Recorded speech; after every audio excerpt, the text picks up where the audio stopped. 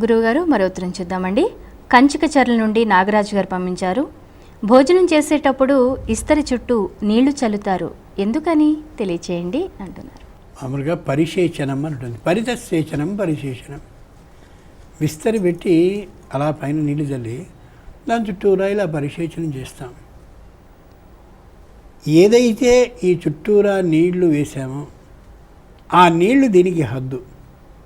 ఈ లోపల ఉన్నటువంటి ఆహార పదార్థాన్ని నాకుగా కేటాయించబడ్డది, నాకుగా కేటాయించబడిందని. ఇప్పుడు ఏకాదశి రుద్రాభిషేకం చేస్తున్నాం అనుకుందాం. 11 రుద్రాలు చదివేటప్పుడు ఒక్కొక్క రుద్రానికి ఒక్కొక్క కొబ్బరికాయ చొప్పున కొడతాం. కొట్టేసి 2 చెక్కలు కొట్టేసి 2 చెక్కలు ఇలా చేస్తున్నప్పుడు ఒక 4వ 5వ రుద్రానికి వచ్చేసరికి ఇది నైవేద్యం చేసిందా, ఇది నైవేద్యం చేయిందా తెలీదు. దేనికైతే నివేదన చేస్తూ చుట్టూరా నీళ్లు చల్లామో ఆ నీళ్లు చల్లింది పరమేశ్వరుడికి నివేదింపబడిన ద్రవ్యంగా నిర్ణయం అయిపోయింది. అంచేత ఇది ముట్టుకోకూడదు, ఇదిగో దీని చుట్టూ చేసాం, ఇది అయిపోయింది. అలాగే నా ఎదురుగా పెట్టబడ్డటువంటి ఏదైతే ఉందో అదిగో ఇది ఇలా చూపిస్తున్నాం. సోగ్రభుగ్విభజన్ తిష్టన్నాహారమజర కవి తిర్యగోర్ధ్వమధశాయి రశ్మయస్తస్య సంతత. మంత్రపుష్పంలో మంత్రం సోగ్రభుకు. ఏమయ్యా, నేను భోజనం చేయడం కోసమని విస్తరిలో ఆహార పదార్థాలని నా భార్య పెడితే ఇష్టపూర్వకంగా స్వీకరించడానికి ముందు నీళ్లు చల్లి ఇలా పెట్టాను. కానీ తినవలసిన వాడిని నేను కాదు ముందు. సో అగ్రభుకు, నువ్వు మొట్టమొదటి తినాలి, పరమేశ్వరుడు తినాలి ముందు. ఎందుకని? విభజన్ తిష్టన్ ఆహారం అజరహ కవి. ఎప్పుడు భోజనం పెట్టినా మొట్టమొదటి భోజనాన్ని చేసేవాడు ఆయనే, నువ్వే మొదలు చేయాలి. అజరహ. ఈ విషయంలో నీకు ముసలితనం లేదు. ఎప్పుడూ నేను భోజనం చేయడానికి వచ్చినప్పుడల్లా కూర్చోవడానికి ముందు నువ్వు ముందు చేస్తావు. ఆయన ఏం చేస్తాడు? ప్రాణాపాన సమాయుక్త పచామ్యన్నం చతుర్విధం. ఆ వండిన అన్నాన్ని మళ్ళీ వంట వండుతాడు ఆయన. అక్కడ అలా ఉన్నటువంటి విస్తరిలో అన్నాన్ని, అదేమిటండి లోపల ఉంది కదా, ఇక్కడ ఉంది కదా, దీన్ని మళ్ళీ ఎక్కడ గిన్నెలో పెట్టి వండుతున్నాడు కాదు.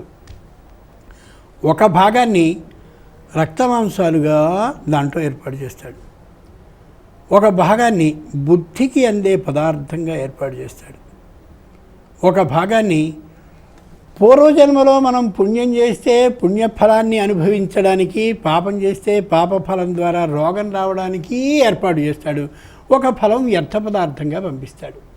ఇలా 4 విధాలుగా వండేటటువంటి అవకాశం నీకే ఉందనే యథార్థాన్ని తెలియచేస్తూ, ఇదిగో ఈ విస్తరి చుట్టూ నీళ్లు చల్లి, ఏదో విస్తరి కదయ్యా, నాకు పెట్టబడ్డ ఆహారం ఇది కాబట్టి నేను దీన్ని నీకు నివేదిస్తున్నాను కాబట్టి నువ్వు స్వీకరించు. నువ్వు స్వీకరించిన తర్వాత నీ చేత పరీక్షింపబడ్డటువంటి ఆహారాన్ని నేను తినే విధంగా నీ నివేదితమైన, అంటే నువ్వు నివేదన స్వీకరించిన తరువాత ప్రసాదంగా వచ్చిన ప్రసాదాన్ని, నీ అనుగ్రహంగా వచ్చిన ప్రసాదం, అన్నప్రసాదం అంటే అదే, ఆ ప్రసాదాన్ని నేను స్వీకరిస్తున్నాను అని ఎవరైతే పరమేశ్వరుడికి సమర్పించారో అదిట నస్తేయం అన్నాడు. అమ్మ ఏం చేస్తుంది, ఇంట్లో పిల్లలకి మామూలుగా ఏవో తీపి పదార్థాలు అవి ఇవి అన్నీ ఒక డబ్బాలో పెడుతుంది.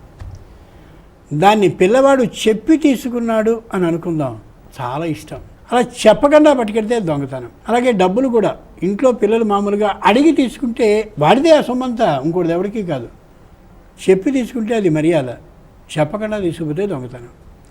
ఇక్కడ కూడా ద్రవ్యం పరమేశ్వరుడు ఇచ్చిన వర్షం ద్వారా, పరమేశ్వరుడు మనకి ఇచ్చిన భూమి ద్వారా, పరమేశ్వరుడు ద్వారా వచ్చినటువంటి ఆహారం ఇదంతా నీది, నీకు సమర్పిస్తున్నా, నీకు నివేదితం అయిన తర్వాత నేను స్వీకరిస్తాను. అది మన కృతజ్ఞతాపూర్వకమైన బాధ్యత. అలా చేయకపోవడం దొంగతనం కింద లెక్క వస్తుంది. కాబట్టి నేను దొంగతనం చేయటం లేదయ్యా, ఇదిగో ఈ ద్రవ్యాన్ని నీకు సమర్పిస్తున్నాను. నాకు ఈ విధంగా 4 విధాలుగా నువ్వు చేసిన ఆరోగ్యాన్ని పరిరక్షణ చేస్తూ నేను సుఖంగా ఆరోగ్యవంతుడిగా ఉండేలా చేయవలసింది అని చెప్పడం, ఆ నీళ్లు చల్లి స్వీకరించి పరమేశ్వరుడికి నివేదన చేయడంలో ఉండే అంతరార్థం. గురుగారు మరో ఉత్తరం చూద్దామండి. గుంటూరు నుండి హేమంత్ గారు పంపించారు. కొత్తగా పెళ్ళైన వారు ఏడాది వరకు నది స్నానాలు చేయకూడదా, తెలియచేయండి అని అడుగుతున్నారు. కలిసి సరిగంగా స్నానాలు చేయాలి అని అంటారు. వాళ్ళిద్దరూ కలిసి చక్కగా ఎక్కడైనా నదీ స్నానం కానున్నట్లయితే చెయ్యాలి అని చెప్తారు. మొత్తం అందరూ కూడా పురాణాల్లో ఇలా వివాహమైనటువంటి వాళ్ళు ఆయా ప్రదేశాల్లో ఉండే పవిత్ర తీర్థాలు ఏవైతే ఉన్నాయో విహారయాత్రలకి వెళ్ళి, అంటే మనం హనీమూన్ అంటామే, ఆ విధానాన్ని నేర్పింది కూడా ప్రాచీనులే. అలా అడవులకి, అరణ్యాలకి, కొండలకి, కోనలకి, వాటికి వెళ్ళి అక్కడ ఎక్కడెక్కడ పవిత్రమైనటువంటి నదులు ఉన్నాయో అక్కడ స్నానాలు చేసి ఆ ఒడ్డున చక్కగా 4 కబుర్లు చెప్పుకుని వాళ్ళు వచ్చారని. కాబట్టి నదీ స్నానాలు చెయ్యకూడదు కాదు, చేస్తే మరీ మంచిది. చేసి తీరినట్టయితే చక్కటి సంతానానికి అనుగ్రహం కూడా కలుగుతుంది, సంతాన అనుగ్రహం కలుగుతుంది.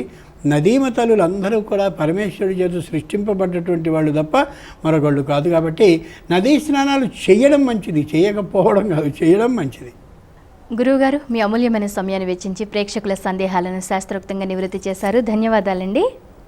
చూశారు కదా, ఇది వాళ్ళ ధర్మ సందేహాలు కార్యక్రమం. మీకు కూడా ఏమైనా సందేహాలుంటే మాకు రాసి పంపించండి. మా చిరునామా ధర్మ సందేహాలు, కేర్ ఆఫ్ భక్తి TV, road number 92, Jubilee hills, Hyderabad 5,96,000. మా ఇమెయిల్ ఐడి bhaktihyd@gmail.com.